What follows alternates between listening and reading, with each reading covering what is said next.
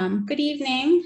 Thank you all for joining us. It's my pleasure to welcome you to our first notations of the fall semester. My name is Stacy Brennan. I'm the Curator of Education for the Lehigh University Art Galleries. And this event today is brought to you in partnership with the Notation Series presented by the Creative Writing Department at Lehigh, as well as with Stephanie Powell, who is the author and associate professor of English at Lehigh. Thank you, Stephanie, for partnering with us, and for the students who are here this evening who will be reading with us, Destiny Bonilla, Violet Kertis, and Janice Rapp, who are all seniors this year, so thank you. And just a few logistics before we begin. We are going to be recording this presentation so that we ask that you either mute yourself and turn off your video if you'd like to, and also that you keep yourself muted during the presentation and readings. If you'd like to ask questions of the readers or presenters, feel free to make notes in the chat box. And then about 7:45, we will begin our Q&A. You're welcome to ask questions of the readers or make comments or feedback. And you can either unmute yourself at that time or you can use the chat box, however you feel most comfortable participating.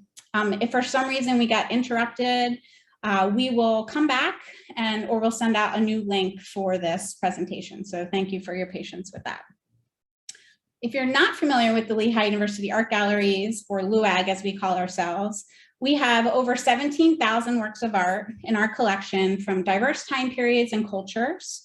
We have 7 gallery spaces across campus and 56 outdoor sculptures, which I'm sure you've seen on your travels.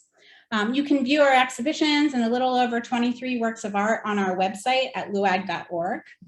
We hope that you'll come visit our galleries in person now that we're open, that you'll explore the outdoor sculptures, as well as the Greenway exhibition, which is between 3rd and 4th Street in South Bethlehem, and that you'll take advantage of all of the incredible resources and recordings that we have on our website.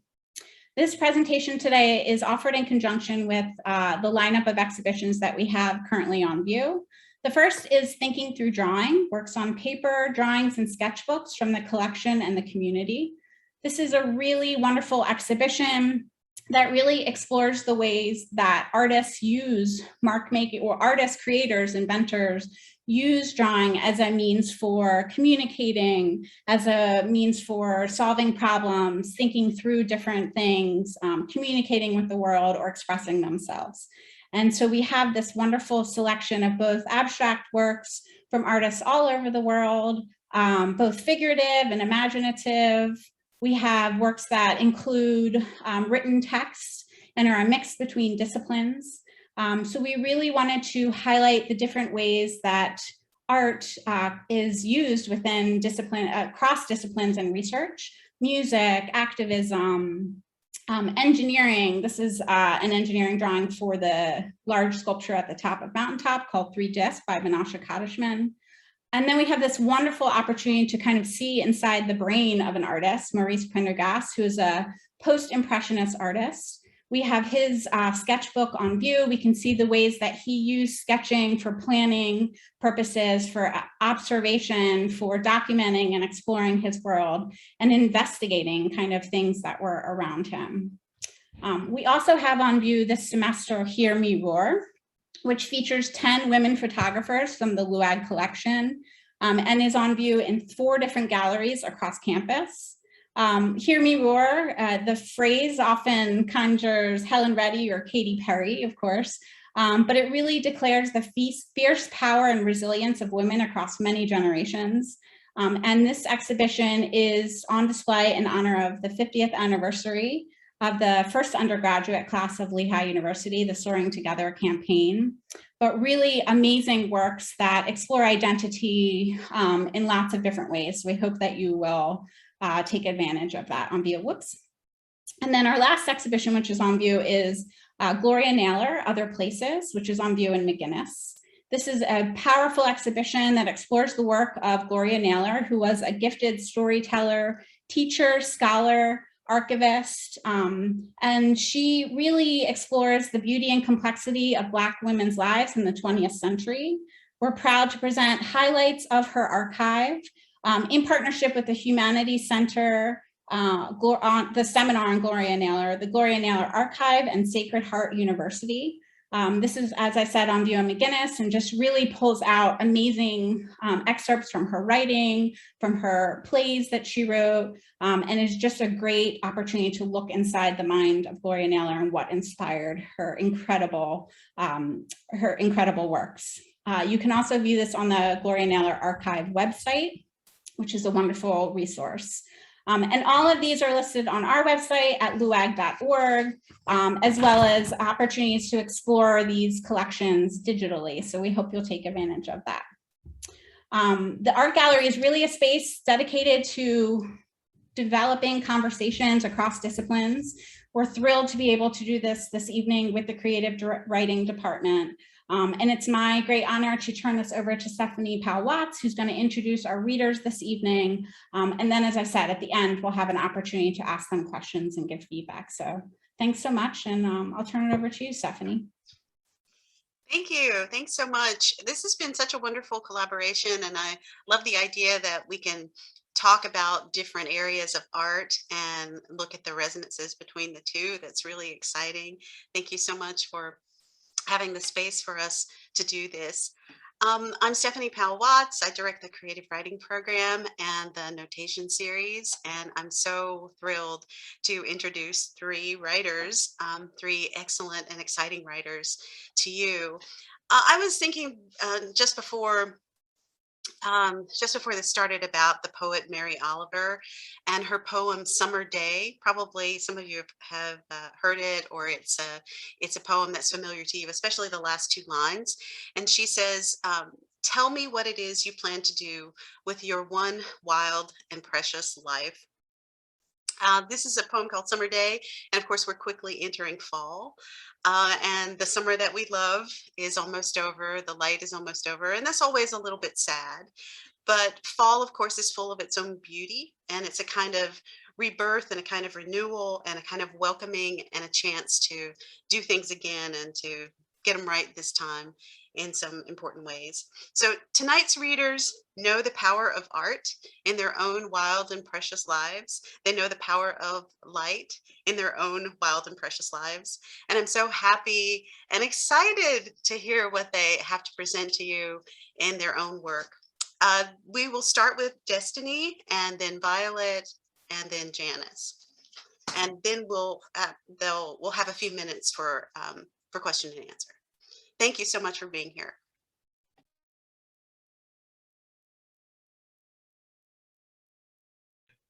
Hi, I'm Destiny Bonilla, and then I just have three poems today. So the first one is Inheritance. When the first boy to love me asked why I wouldn't love him back, I saw the brown eyes of my mother, aged and jaded, begging for peace. The need to fix me was freckled like specks of his golden heart were misplaced in our shared bedroom wall. We pretended not to notice the raw red knuckles when he clutched our hand, coaxing an apology out of his accusations. I watched my father fight the nightmares, bloodshot eyes wide open in the daylight, chasing their backs. Sometimes he heard rings and ripped that sacred flesh to reach them. He swore loyalty across his heart, and I heard my mother's tired voice repeating her. I returned the love letters, weathered keepsakes I didn't deserve. And then the second one is Black-Eyed Belle. The boxing bell echoes in the quiet while his hands, those rugged and freckled buckets for cinnamon whiskey and beer, boxing gloves that always strike, nestles the bottle opener against his next drink. Glass still half full, stale and warm, and his opponent slumps against the suede cushion that marks the boundary of their ring. The rusty bell sings to her battered ears like the distant warbling chirps of early morning blackbirds, and she wonders if they can hear her too.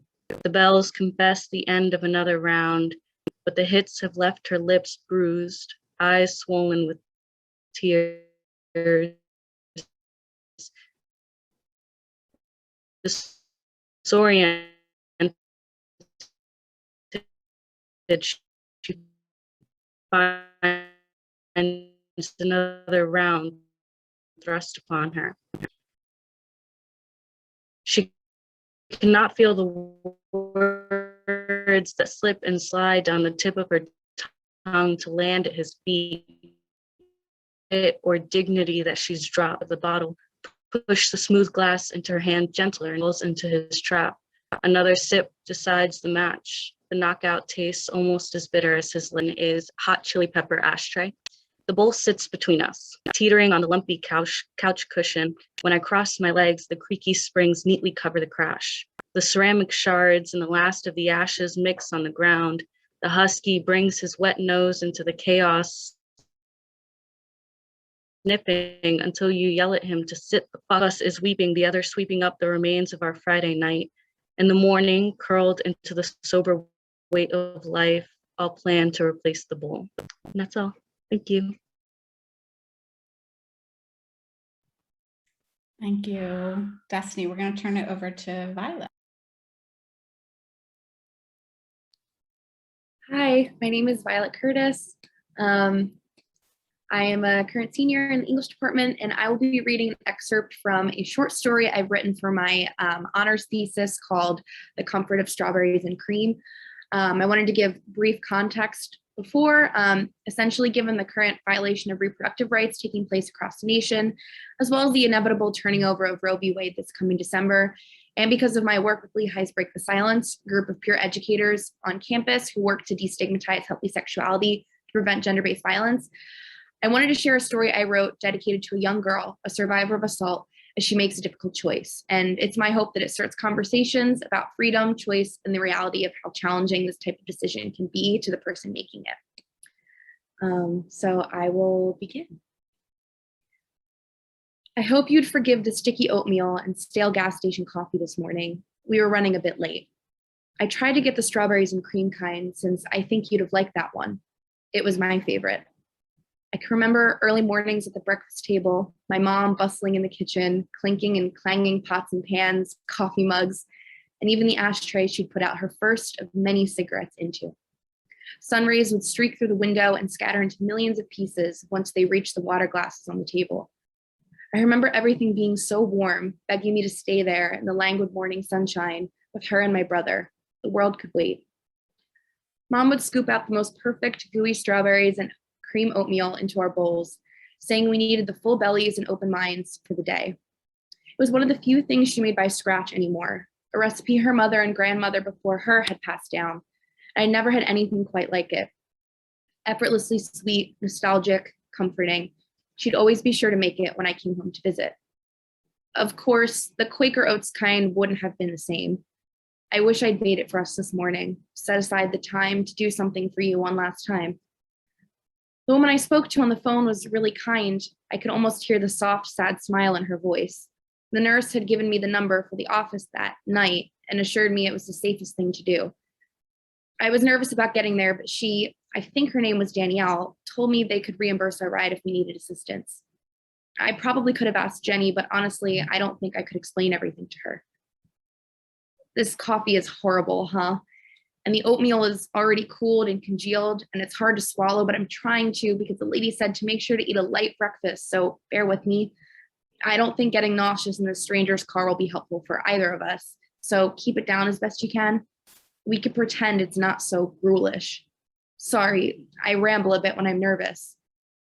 The thing is, though, you can't talk back. You can't actually hear me either in there, I don't think. At 10 weeks, you're the size of a small little strawberry, they say, like the kind mom would take my brother and I to pick on long summer days.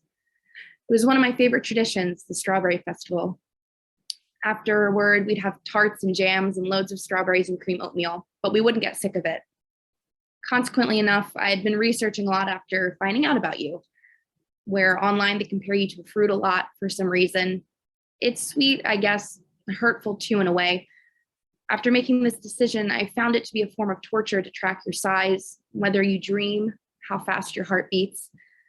I have to tell myself you're still so small. This is the right thing to do in the right time before it's too late.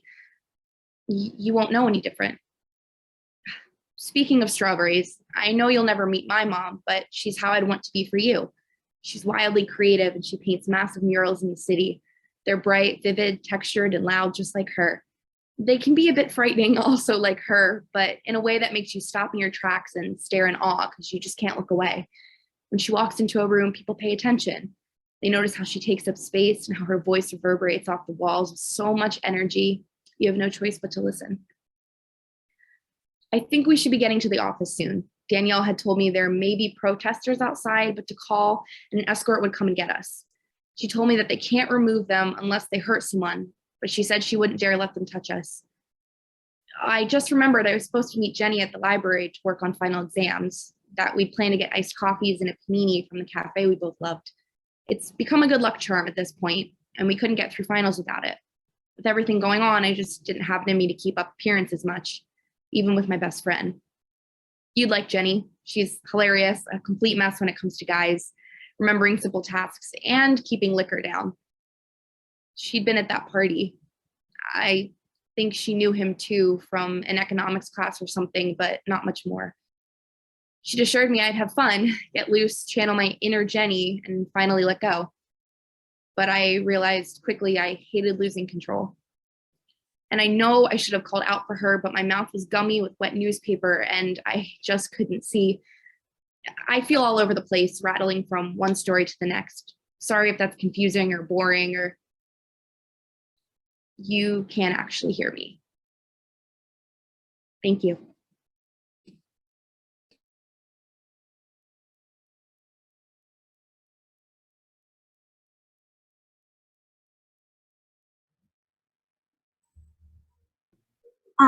Hi, my name is Janice Rapp. So Five Christmases is a short story I wrote about a young woman's journey through life in relationship to her parents, particularly her mother.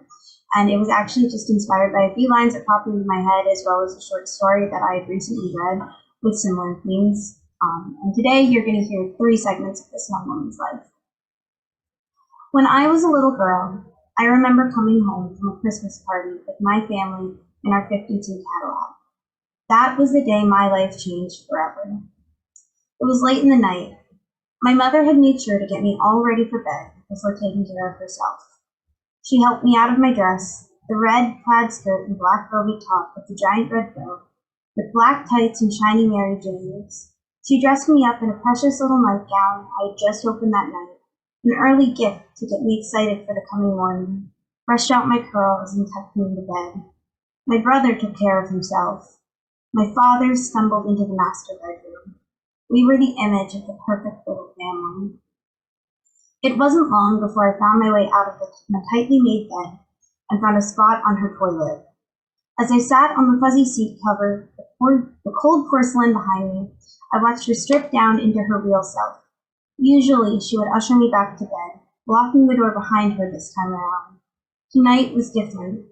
Maybe it was that extra glass of eggnog or my father's snores from the adjacent master bedroom, but tonight was special. Our eyes met in the mirror as I watched her with rapt fascination. She stripped out of her holiday dress, dropping it into a heap on the floor. It was a beautiful velvet emerald green number, bunched in the middle with a shiny star decal that I had sat on her lap and poked at all night long. Underneath the fabric, her skin was pale and discolored, with my arm when my big brother pushed me out of a tree and hadn't been allowed to leave the house for a month because he was lucky I hadn't broken it. She tugged her pantyhose off, and her legs were speckly and pale, not the perfect, smooth tan I'd always seen. I'd always known she'd worn tights just like me, as I clutched them tightly while I hid behind her legs from various dangers, but I had no idea what hid beneath. As I examined her skin, she tugged her slip off, leaving her in only her bra and panties, quickly replacing it with her robe, fluffy and pink. It took only a few moments then for her to brush out her hair, pull it into tight little curlers for tomorrow, and set to work on her makeup. She wiped it off, bit by bit, until her tiredness was finally revealed to me. I had never seen her in such a state. She was beautiful. When I was 27, I fell in love. I never thought I would. Years of witnessing abuse and hatred behind closed doors had made me fall out of love with love. It was unachievable. I dated. Some men made me look like my mother. I hated them, but at least I was touched like a stuffed doll beaten by a toddler. My mother met each one. She smiled and hugged me close and whispered in my ear that this one would be better than the last. I never told her what happened behind closed doors. I just smiled and pretended. The man I married was different. When I flinched, he didn't ask or yell. He just comforted me. One Christmas, a blizzard snowed us in, and we decided to skip the holiday party. My father rang and told me that we were still expected to attend. We were a proper family, damn it, and we were going to act that way. My dress hung on the closet door all night long. The next morning, when the snow had melted some, and we felt safe enough to drive to Mommy and Daddy's house for Christmas morning, it was my brother and my little sister who forced them to let me in. Besides, Mommy smiled at me. At least she's still close enough to come visit, and shot a look at my brother, who was a lawyer in the big city now. I sat next to my mother that morning, and when the men went to go study a tree that might have to come down in the spring, I let her catch me up on all of the gossip from the aunts. I considered letting her know how deeply I understood her. I never got that chance. My little sister talked and talked like 11-year-olds do about her art class that she loved to death. Our eyes met for just a moment, and I tried to communicate 24 years of unsaid words, but she simply smiled brighter. Then the men were back, ready for some Christmas ham. My mother, as usual, was too ready to serve them, and my sister was oh so proud of her cranberry sauce handmade. I just took a heaping spoonful as thanks. My sister was pure. For that, I was thankful. I was 30 when my mother died. We got the call early Christmas morning. My father had been drunk, driving home from the Christmas party, but we left early to get the twins to bed. I cried into my husband's shirt for an hour, did my best not to wake the children, and then set myself to plans. My brother would take in our sister until my father could. He never would. He had the money and the space, and his fiancée would be the perfect surrogate mother. Mommy would be buried on New Year's Eve. My brother was inconsolable. My sister didn't know how to handle herself. Late one night, when it was just me and my brother, drunk off our asses, I asked him if he thought Mom was happy. Absolutely. Dad beat her, you know. She showed me. She never told me. I took a long sip of my drink. Of course. Thank you.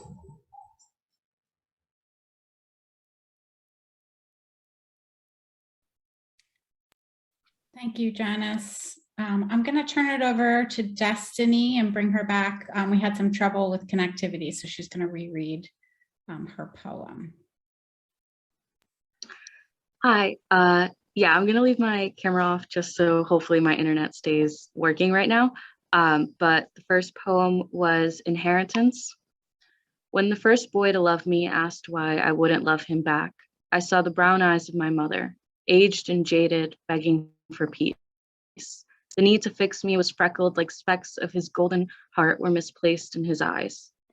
The ricochet of his rage knocked against our shared bedroom wall. We pretended not to notice the raw red knuckles when he clutched our hands and demanded forgiveness with sober breath, my mother gently coaxing an apology out of his accusations. I watched my father fight the nightmares, bloodshot eyes wide open in the daylight, chasing their backs. Sometimes he heard them in my mother's voice, saw their shadows hiding under their wedding rings, and ripped that sacred flesh to reach them. He swore loyalty across his heart, and I heard my mother's tired voice repeating her vows. The selfless soul turned martyr for the sinner. I returned the love letters, weathered keepsakes I didn't deserve. Thank you.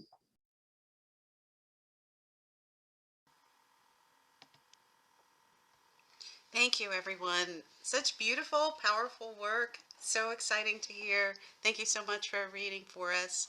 Um, if you have any questions, I'm sure that the writers would be happy to answer some of them.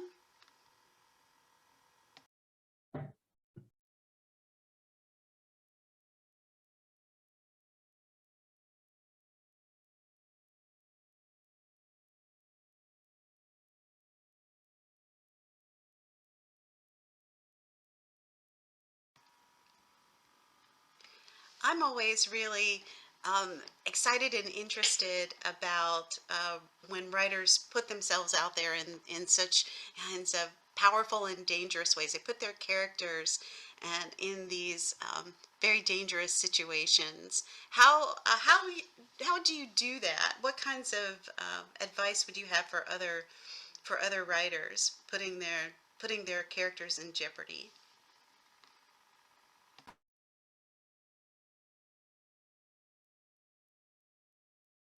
This is for everybody.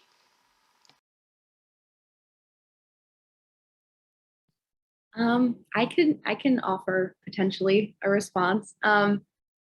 It's definitely scary. It's taking a very vulnerable step, not only with just your writing, but also to take this character who you've come to know and love and try to learn about and see how they react in certain situations. And it can be hard work depending on what that situation looks like.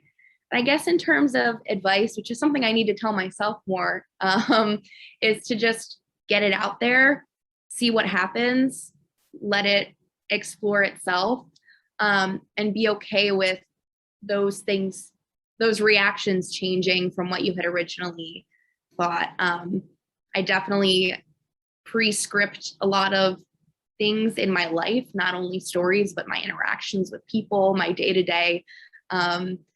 And so I guess it comes down to losing a bit of control in a way, but I think that it can be a really rewarding process to let that experience happen, see how your character reacts to it, learn something about yourself also, and kind of just check in and continue to go with it. So that's how I would respond to that.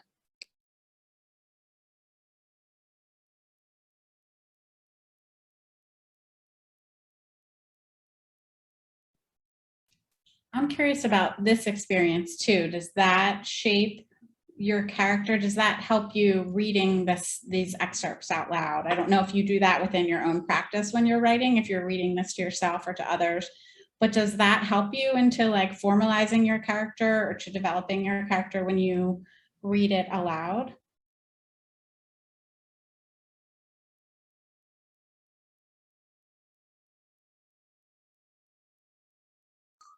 I think sometimes less so with the actual like personality of the character, but sometimes with their voice for me. If I read it out loud, that helps me like actually feel like they have a voice and like they sound more natural if I read it out loud. Whereas if I'm just reading it in my head, it's more like how I think, which makes it a lot less diverse.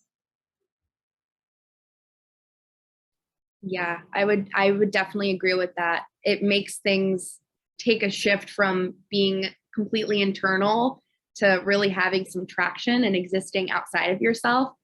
And I mean, I don't know if this is the same for Janice and Destiny and Professor Watts, which I'm sure it is, but there's so much of yourself in each character, in each story that you write, that being able to bring something like this to a reading or to read it aloud to friends or even just read it out loud in your bedroom, you start to learn more about the aspects of your character that aren't about you as well.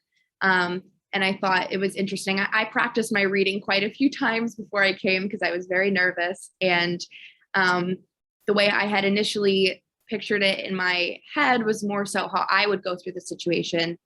And when reading it out loud, it definitely felt a lot more like my unnamed narrator, and kind of what her fear and her nervousness looks like. So I don't know if that's something that you all feel, but that's just definitely something that I feel.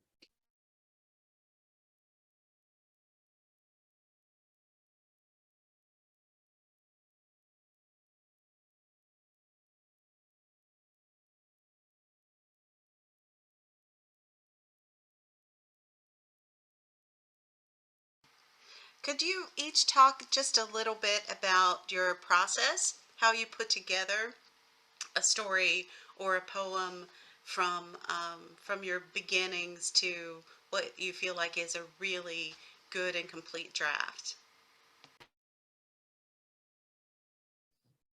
I can jump in on that. Um, In terms of like getting started, I feel like I'm not doing Professor Watts any justice as my poetry professor by saying that like my beginning process is so haphazardous. It's like I have one image in my head that's really, really strong to me, or one line that I know exactly how I want it to stop and lead into the next line. And then I just build off of that. Um, and sometimes I think things that help is really like focusing on like the scene that's happening. And one thing I like to ask myself is, what am I even trying to do here? Is it a story? Is it just one moment in time?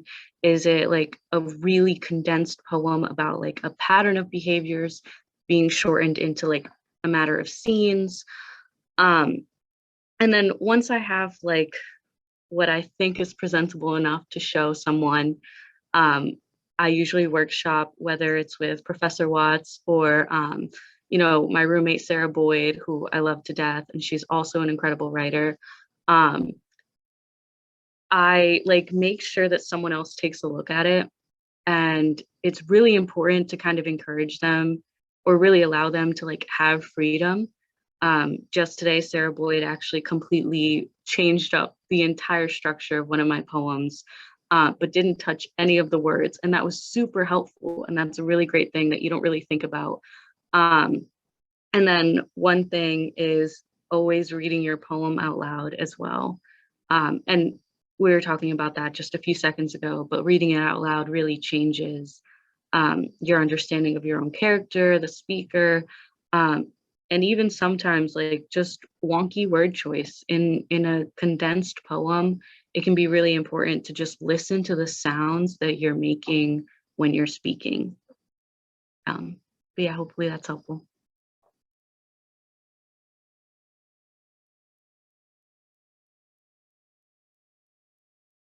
I think for me personally, my writing doesn't usually function heavily on plot.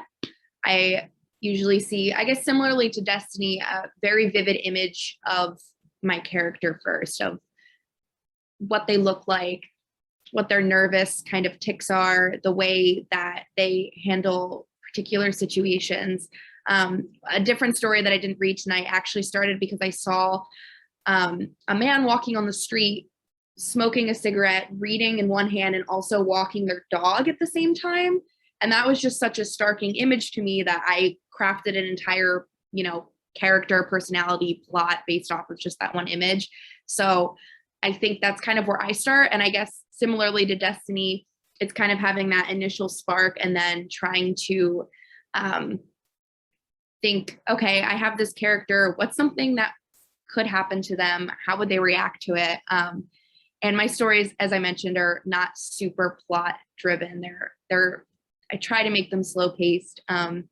And I've been working very closely with Professor Watts on my thesis. And so I would say for one of the first times I've been really able to submit drafts and get multiple revisions and continue to tweak and continue to scene work. And in a way, it makes you hate what you're doing and also love what you're doing at the same time.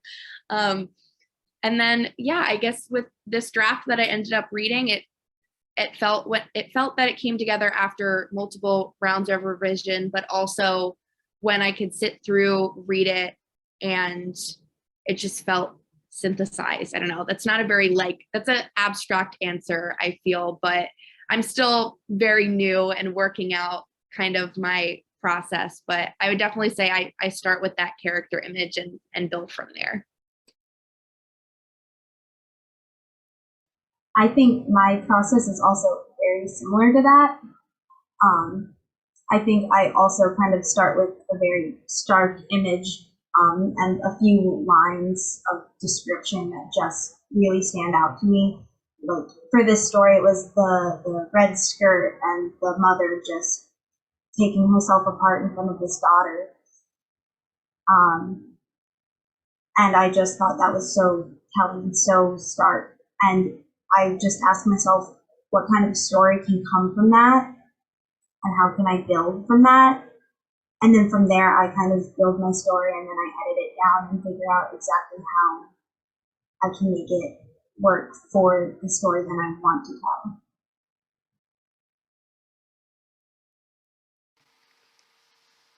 Are there any other questions? I have a question for Janice. I was just wondering like where you got your inspiration for your character since it's like so separated from yourself.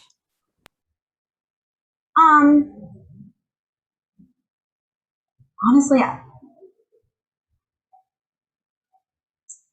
that's a big question. I think part of it is just I really like just examining like what it's like to be a woman, whether that's my experience as a woman or like someone else's, and just kind of talking about that in different people's experiences. And I think I had actually, just before I wrote this story, we had read a story called, I think, The Husband Stitch that really inspired this story about, it was also sort of a period piece about, that was inspired by that like urban legend about the woman with the ribbon around her neck, and then at the end of her life, like you take it off and then her head rolls off. I don't know if you've ever heard that, but it was just a really cool, interesting story. And so that kind of that like abusive relationship kind of inspired that, as well as honestly a meme I saw on TikTok with the nostalgia of wearing that like the red plaid skirt and the black top dress at Christmas, and it was like a whole bunch of little things that all came together and kind of created this character for me. Thank you.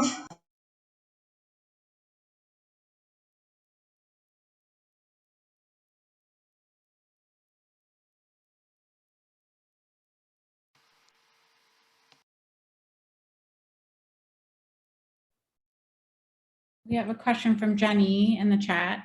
What drew you each to poetry or short story, and has that genre always been your preferred genre?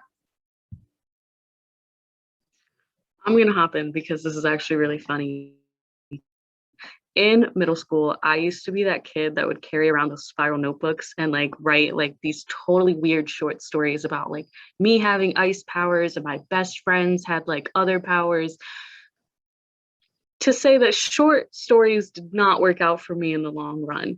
I went through my emo phase in middle school where I would take a Sharpie in my composition notebook and write out the worst things I've ever written in those like extra notes like underneath where I had to write all my assignments for the day. And that just became my brand of like, okay, she's the emo girl that writes poetry. And that quickly turned into, okay, I'm taking a writing workshop in my high school where I had to do short stories and poetry again. And it was also fun. I did screenplay writing, but I ultimately came back to poetry, especially in college. Highly recommend taking Intro to Poetry with Professor Watts. I mean, I highly recommend the creative writing department in general. Amazing people.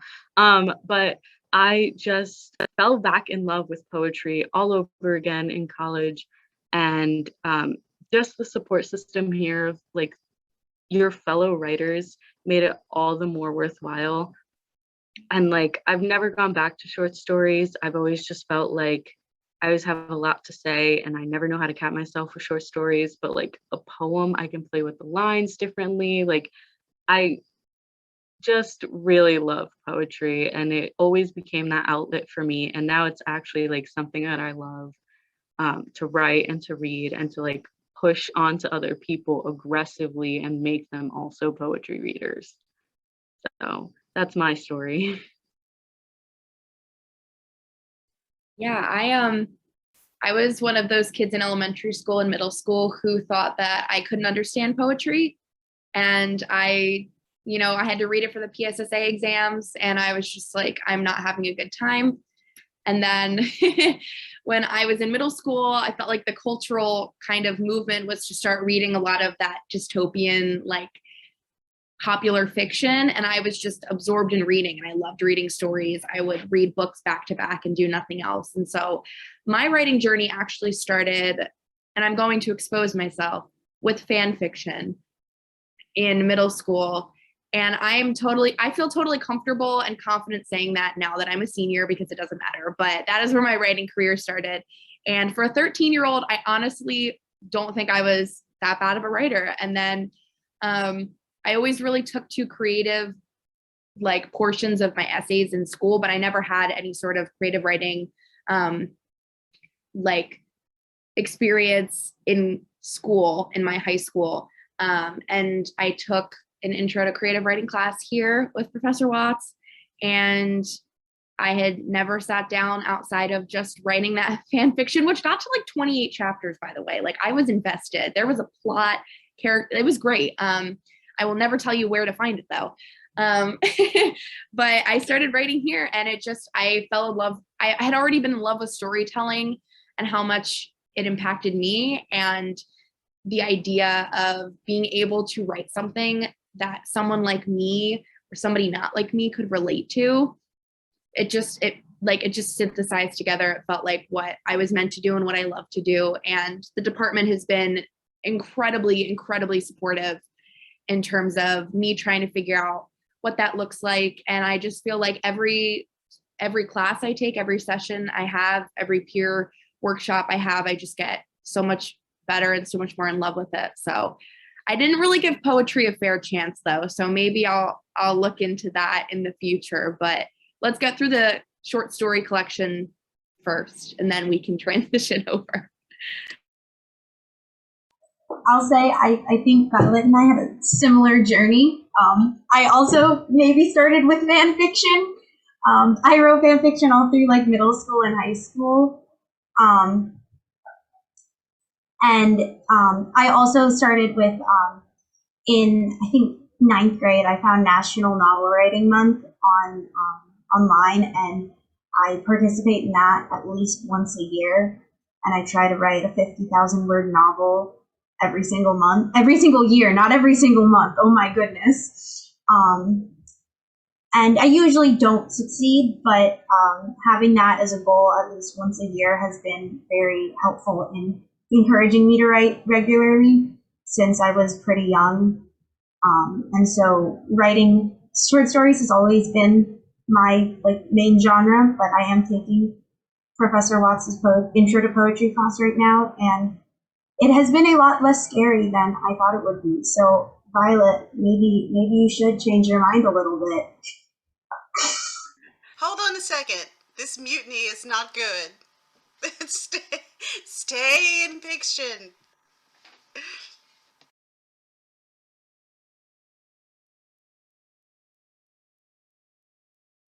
I'm on your team. I'm sticking. All right. I'm staying on your team. Are there any more questions? I have a question. Oh. For Violet. I loved your story, and what inspired you mainly to write this story, and what kind of research did you have to do? Yeah, so this story actually started as a creative final for a class that I took last semester, the spring semester. It was a critical theory class on gender and queer theory, and we had been having so many just incredible conversations, particularly about campus life and resources for people who reproduce and who can get into these kinds of situations. And I felt like there was a lack in terms of literature for that specific target audience. And so my response to the conversations we had been having in class was to think through what a situation like this could look like. And particularly really trying to bring forward the importance of emotion and pain and hurt going through a difficult decision as this is, especially with what current kind of political and social discourse looks like in terms of reproductive rights in our country. And I don't know, I felt like it was an important story to share, and it was definitely really challenging. It's not something that I had personally experienced, but I work, as I mentioned in my opening, for a group on campus called Break the Silence, who has a lot of communications with different university offices and also different student survivors on campus. And so I guess my research in terms of building the story really stemmed from the conversations that I had been having with my peers and with my professors, and with the directors of the Break the Silence program, and trying to address a need for love and patience and acceptance for somebody who goes through something like this. And yeah, I guess that was kind of where that came from. But the rest, the story is much longer, and it's essentially, if it wasn't picked up on in my reading, which I hope it was, it is the perspective of the survivor speaking to the unborn child in question, and kind of what that thought process looks like for her, and the pain associated with it. So I just hoped that ultimately it would be able to be, I guess, a conversation starter and really kind of shed light on a really challenging topic that's something that's really important that I care about, and that I know a lot of people on this campus care about as well.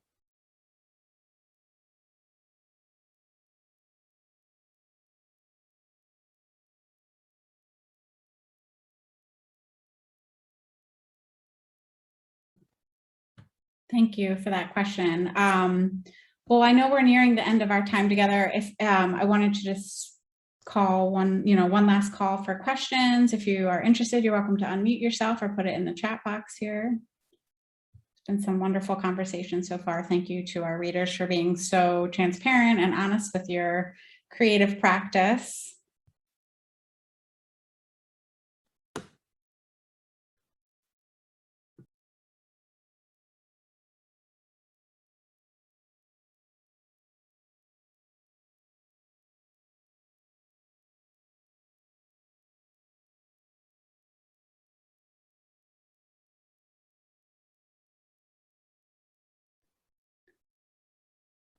Well, I don't know about you, Stephanie, but I'll take that silence as a good thing. I feel that this was a really wonderful event. Thank you, Janice, Violet, and Destiny, for reading with us today. Really powerful, amazing work to really get us thinking about all different topics, and also for really kind of illuminating the creative process in itself and that connection with what we currently have on view in the galleries, Thinking Through Drawing and Hear Me Roar and Gloria Naylor. There are lots of ways to that artists use their work to communicate with the world, and you have done that really wonderfully. So thank you all. We have lots of exciting things coming up in the galleries in the next few weeks. These are just a few of those things.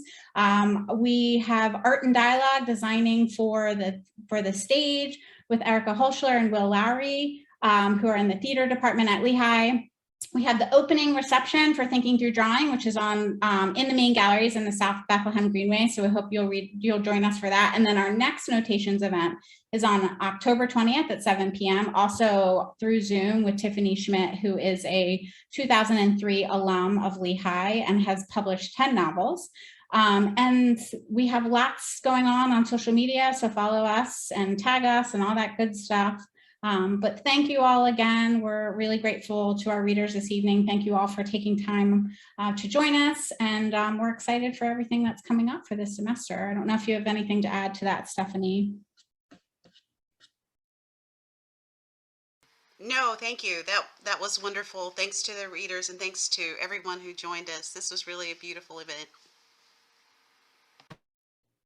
Thank you all. We will be in touch with a recording of this event this evening, and we hope you have a wonderful evening. Good night.